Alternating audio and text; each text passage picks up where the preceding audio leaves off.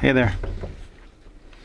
Well, I gotta get on the road here shortly because, well, tomorrow I gotta get on the road for like maybe 2 weeks, maybe a little less, hopefully. But anyway, there's no glamour in the large lost life when it comes to getting ready to go because you gotta charge equipment. You gotta, make sure the dogs are taken care of and all that good stuff. And then, well, you gotta wash your clothes.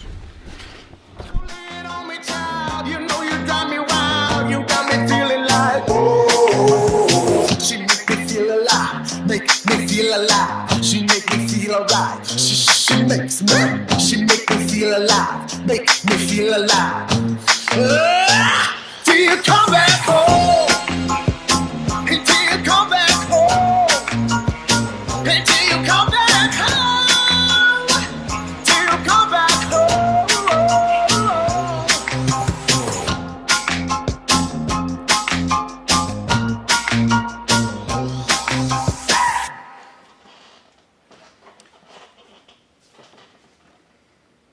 Hey there, everybody. Today I wanted to talk to you a little bit about drones. Now, there's a lot of drones that get used in all these things that we do, and don't think that just because I'm going to show you this one that it is everything. Okay, we have about 6 or 7 different models that we use for various purposes. This particular drone is, for all intents and purposes, this is made for shooting movies. And that's why we have it, and that's why our documentary group always uses this because it does a good job of getting some cinematic looks.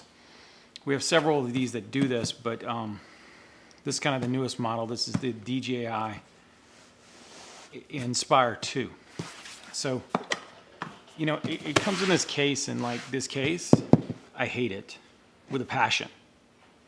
Because what it does is, you'll see it gets nicks in it and scratches, and it's just kind of a hardened styrofoam, really.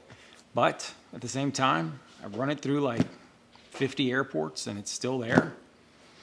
So, under that kind of deal, it kind of works. And the latches are good. They work like a champ. So you got to make sure you get all of them, otherwise they'll come off. And this is how she rides, okay? This particular drone is called Athena. We name all the drones after girls because we found when we named them after boys, they crashed. And it's the same thing with boats. You always name boats after girls, otherwise they'll probably sink. Just the nature of the beast, I guess. Okay. So the first thing I want to talk to you about just briefly is that these things take a little while longer to charge than a lot of other batteries, but they gang up and they charge 2 at a time. This actually takes 2 batteries at a time, and but it does a very good job of recovering a battery very quickly, even if you're out in the field. Now, the batteries look like this, and it's pretty nice. They have a nice little readout on the side, which you hit this button, shows you what their juice is. So, before I'm heading out, I'm checking all these to make sure that they're 100%. And the case itself will handle 4 with the slots that it provides. These are all fully ready to go. It'll take 4 that, just 4 batteries like this, which is basically gives you about 43 minutes worth of flight time. In addition to that, we also bring along in this particular, just for softness, I always bring along 2 extra ones, which I can actually load in the case itself. This will also hold all the power connections and everything else. Now,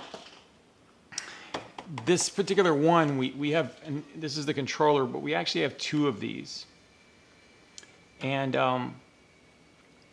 we can, it's sometimes Sometimes we use one of these to actually run the drone, to fly the drone, and one to actually aim the cameras, which is a little bit different, but it does some real magic, some real cinematic magic.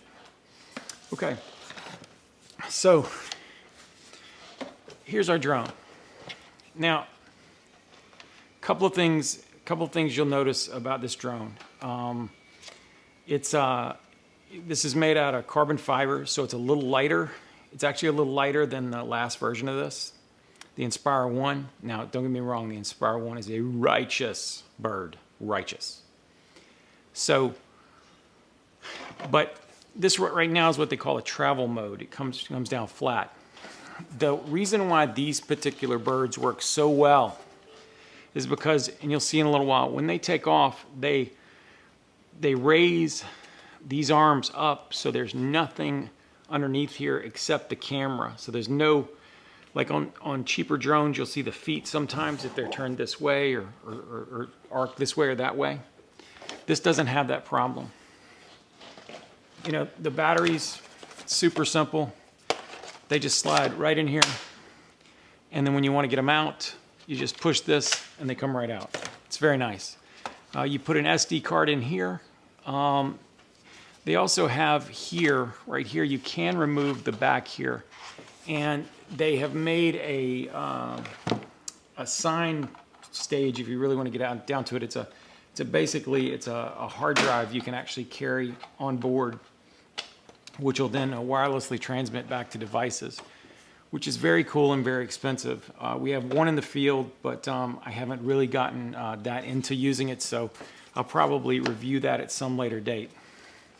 Now, you see on the underside of this, they made a change here, so that it's pretty aggravating actually. See this particular chassis right here, this connection, it's a better connection, don't get me wrong, but it's not like the connection they had on the Inspire 1. So the lenses you had for the Inspire 1 won't come across here. I should say the lenses will work, but the actual chassis, which is the gimbal, won't work. Now, here we have, well, if I can get it open. Here we have the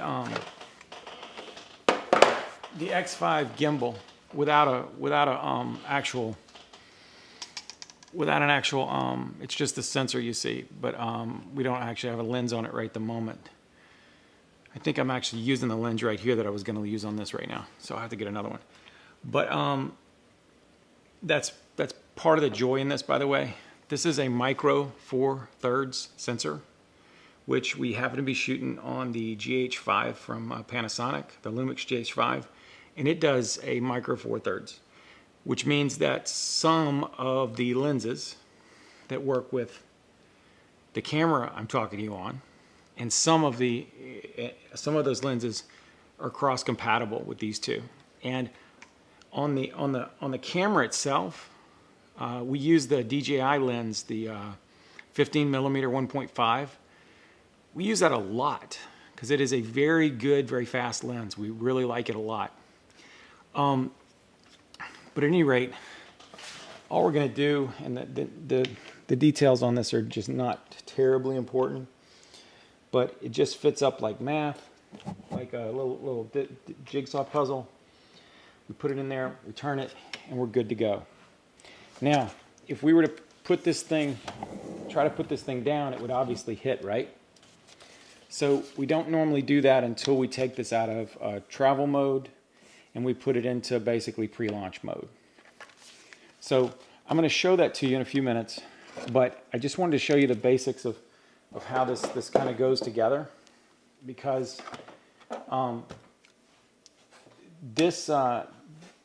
we've flown this at about 47 miles per hour.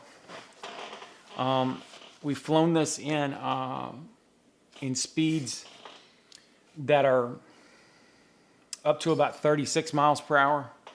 Matter of fact, it was taking video while laid up right on its side, and no one ever knew that it was that crazy.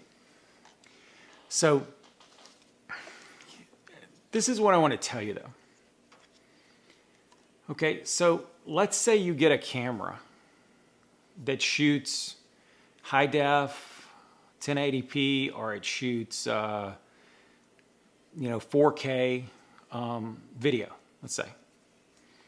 The problem with that is that the 4K that comes out of this particular processor on this camera behind this sensor is different than, say, the processor you have in your over-the-counter regular camera you buy at Best Buy.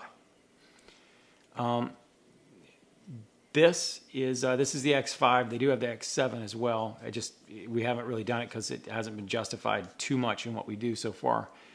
But when you look at the quality of the video that comes out of this particular gimbal with its processor, it's staggering. We can stack this up against just about any aerial drone anywhere, and we can get such beautiful photos and such beautiful video that it's just cinematic. I'm going to show you a few of those, and in addition, I think we'll probably fly this baby if we can make the time and if it's not raining. I'm still packing, so I'm trying to hurry here.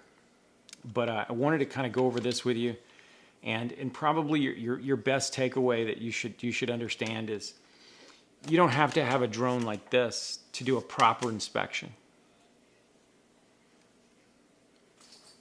But you have to understand, you have to be pushing the best possible tech that you can push when you're doing this kind of work. And when you're doing documentaries and you're doing actual video, this is what we have to use. This right here is about $17.99, I think. The camera itself is about $4,000, $4,700 with everything, I think. Maybe a few dollars more with the extra controller. You can also get insurance on it, which I would suggest that you do. We actually have some other insurance at my company that covers us for all manner of stupidity. So we don't have that. But so, and then the lens itself is about anywhere from $200 to $600 for the lens. And there's about 14 lenses that actually work with this. So you've got some options. And most people don't do telephoto on a drone. And we put a 14 to 40 millimeter telephoto lens on the drone. It makes it a little hard to figure out what it's doing sometimes because you feel like you're closer than you are, but it lets us pull up really close in a very high resolution and see some beautiful things and get some beautiful angles that we could not possibly get without it. The other thing this lets us do is this lets us go low and slow. So when we need to look at something in a very intense sort of way, we can do that. And on occasion, this drone, the Inspire 2, and actually the Spark, I think, all can fly inside. Now, this is real loud, and you wouldn't normally want to fly this inside, but there are times when we are trying to do something cinematic or trying to look at something we can't see otherwise in a very tall or very big structure, where we will use the drone to get those nice fluid movements or to literally inspect at a high level where we couldn't get otherwise. Let's see if we can fly.